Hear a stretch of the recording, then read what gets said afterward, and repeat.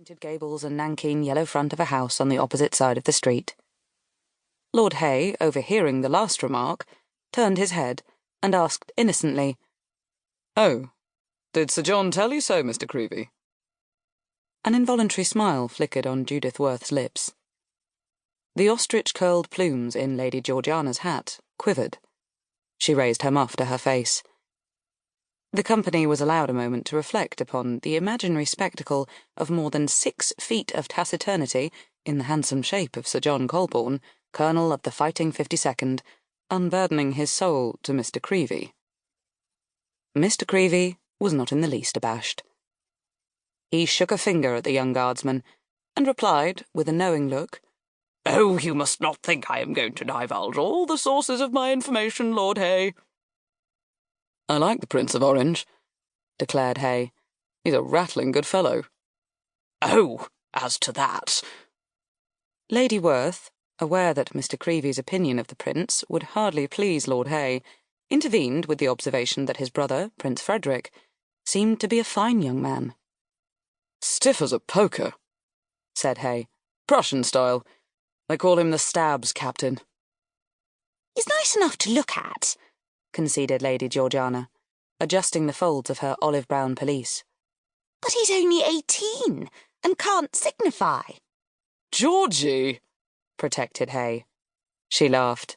"Well, but you don't signify either, Hay. You know you don't. You're just a boy." "Wait until we go into action." "Certainly, yes. You will perform prodigies, and be mentioned in dispatches, I have no doubt at all. I dare say the Duke will write of you in the most glowing terms. General Maitland's ADC, Ensign Lord Hay." There was a general laugh. "I have every reason to be satisfied with the conduct of Ensign Lord Hay," said Hay in a prim voice. "Old Hooky writing in glowing terms. That's good." "Hush now, I won't hear a word against the Duke. He is quite the greatest man in the world." It was not to be expected that Mr. Creevey, a confirmed Whig, could allow this generous estimate to pass unchallenged. Under cover of the noise of cheerful argument, Sir Peregrine Taverner moved to where his brother-in-law stood in front of the fire, and said in a low voice, "I suppose you don't know when the Duke is expected in Brussels, Worth?" "No. How should I?" replied Worth in his cool way. "I thought you might have heard it from your brother." "Your sister had a letter from him a week ago, but he did not know when he wrote when the Duke would be free to leave Vienna."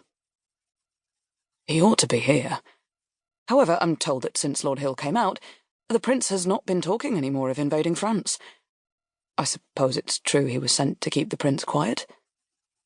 "I expect your information is quite as good as mine, my dear Peregrine." Sir Peregrine Taverner had attained the mature age of 23, had been 3 years married, and 2 years out of the Earl of Worth's guardianship, and was, besides, the father of a pair of hopeful children. But he still stood a little in awe of his brother-in-law. He accepted the snub with a sigh, and merely said, "One can't help feeling anxious, you know. After all, Worth, I'm a family man now." The Earl smiled. "Very true. I don't think, if I'd known Boney would get away from Elba, I should have taken a house in Brussels at all. You must admit, it is not a comfortable situation for a civilian to be in." He ended on a slightly disconsolate note, his gaze wandering to the scarlet splendour of Lord Hay. "In fact," said the Earl, "you would like very much to buy yourself a pair of colours." Sir Peregrine grinned sheepishly. "Well, yes, I would. One feels confoundedly out of it. At least I dare say you don't, because you are a military man yourself."